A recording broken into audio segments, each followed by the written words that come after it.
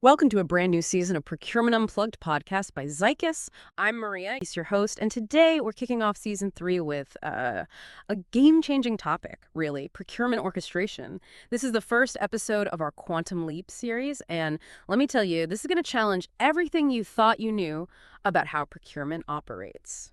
All right, so let's dive straight in. You know how procurement has always been this series of steps, right? Approvals here, RFPs there, always checking boxes for compliance.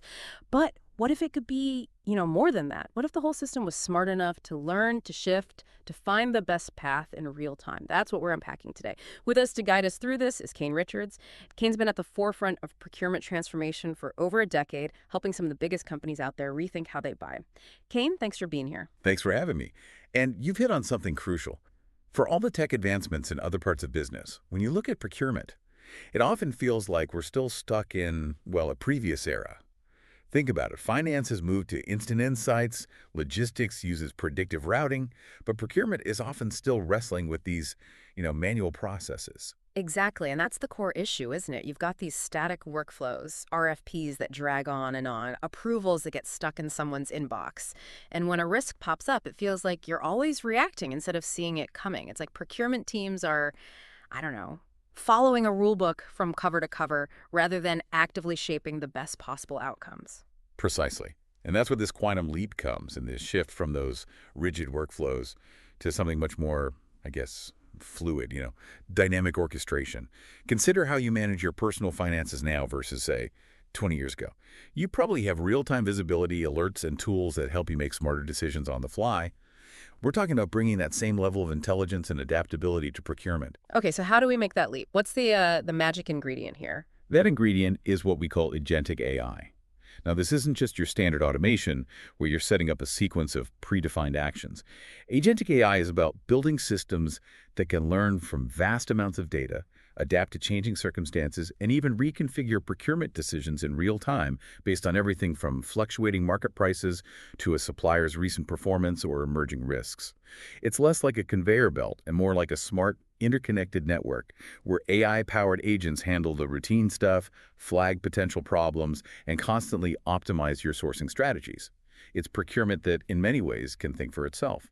So if you're listening to this and thinking about your own procurement processes, what are the fundamental shifts in mindset that need to happen to embrace this new world of AI-driven orchestration? What are the old ways of thinking that need to be, tossed out? There are three key mindset shifts that stand out. First, you need to move beyond just thinking about compliance. The traditional view is often, did we follow the rules? Did we get the approvals? Are we compliant? The new mindset, the one that unlocks the power of orchestration, is, are we achieving the best possible value in real time? Are we adapting to changes to seize opportunities or mitigate risks? Compliance becomes a baseline, not the ultimate goal. That makes sense. It's about shifting from playing defense to actively playing offense. Exactly. The second big shift is how you view supplier relationships. The old model is often based on static, one-size-fits-all strategies. You onboard a supplier, set the terms, and that's largely that. But in an AI-driven environment, those relationships become much more dynamic. AI can analyze a supplier's performance data in real time, predict potential disruptions in their supply chain, suggest alternative suppliers if needed, and even dynamically adjust payment terms based on their reliability or market conditions. It's about having a much more agile and responsive supplier ecosystem working for you. So instead of a fixed roster of suppliers, it's more like a constantly evolving network, right? Precisely. And the third crucial mindset shift might be the hardest for some. Letting go of the need to control every single decision. The idea that a human needs to sign off on every purchase order or manually review every contract slows things down and prevents you from leveraging the speed and scale of AI. Procurement orchestration allows AI-powered agents to autonomously handle low-risk, high-volume decisions, things like routine purchase orders or standard contract renewals, freeing up your procurement team to focus on high-stakes negotiations, strategic sourcing, and building deeper supplier relationships where human expertise truly adds value. Now, for anyone listening who might be a bit skeptical, thinking this all sounds a bit, abstract, can you give us some real-world examples of companies that are already seeing the benefits of this kind of procurement orchestration in action? Absolutely. I looked up a few different sectors. In finance and banking, we worked with a major Fortune 500 institution that was struggling with the sheer volume of contract renewals. Their procurement team was spending countless hours manually reviewing thousands of vendor agreements, trying to identify risks and opportunities for renegotiation. By implementing AI-powered procurement orchestration, they were able to have an AI agent scan all those agreements, automatically flag potential risks based on legal and market changes, and even suggest optimal renegotiation strategies. The result was a tangible 10% reduction in their annual contract renewal costs. That's real money back to their bottom line. That's a significant saving. What about in a completely different industry? Consider logistics and supply chain. We partnered with a global shipping company that deals with massive fluctuations in fuel prices. Traditionally, their fuel procurement was a reactive process.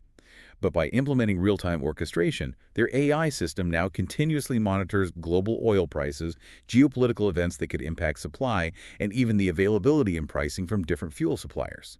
It can then dynamically adjust their sourcing contracts, automatically buying fuel when prices are most favorable. This proactive approach has saved them millions of dollars in procurement costs simply by making smarter purchasing decisions in real time. Wow, that's impressive. One more example, maybe in manufacturing. In manufacturing, a leading auto manufacturer faced significant challenges during the 2022 semiconductor shortages. However, because they had already begun implementing predictive sourcing AI as part of their procurement orchestration strategy, their system was able to analyze early indicators of potential disruptions months in advance. This allowed them to proactively adjust their sourcing strategies, secure alternative suppliers, and ultimately minimize the impact of the shortages on their production compared to many of their competitors. It wasn't just about reacting to the crisis, it was about seeing it coming and taking action. So if you're listening to this and you're on board with the idea, what are the first steps you should be thinking about taking to start moving towards this model of procurement orchestration within your own organization? Where do you even begin? It's a journey, not an overnight switch. So starting with a clear roadmap is key. The first step is to really identify the bottlenecks in your current procurement processes. Where are things slowing down? Where are you seeing the biggest inefficiencies? Is it in supplier onboarding, contract approvals, risk management, or somewhere else? Understanding these pain points will help you focus your initial efforts. Okay, so identify the friction points. What comes next? Step 2 is to start building a strong foundation with AI-driven automation. You don't jump straight to full orchestration. Think about implementing foundational AI tools first, such as advanced spend analytics to get a clearer picture of your spending, AI-powered supplier risk monitoring to identify potential issues early, and AI-driven contract intelligence to better manage your agreements.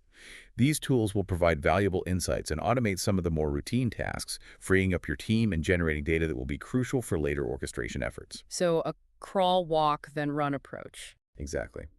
And the third step is to gradually build towards full orchestration.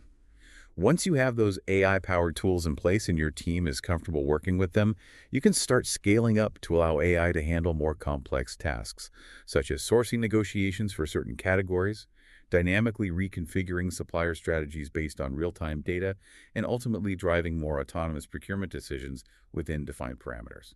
Now, for anyone still feeling a bit overwhelmed by all this, what's the key message you'd want to leave them with? The most important thing to remember is that the goal of procurement orchestration isn't to replace your procurement teams. It's to augment their capabilities, to make them significantly smarter, faster, and more strategic.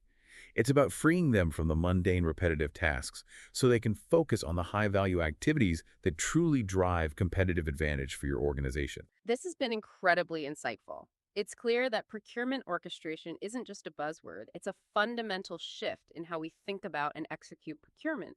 It's about moving from a reactive, process-driven function to a proactive, intelligence-driven one.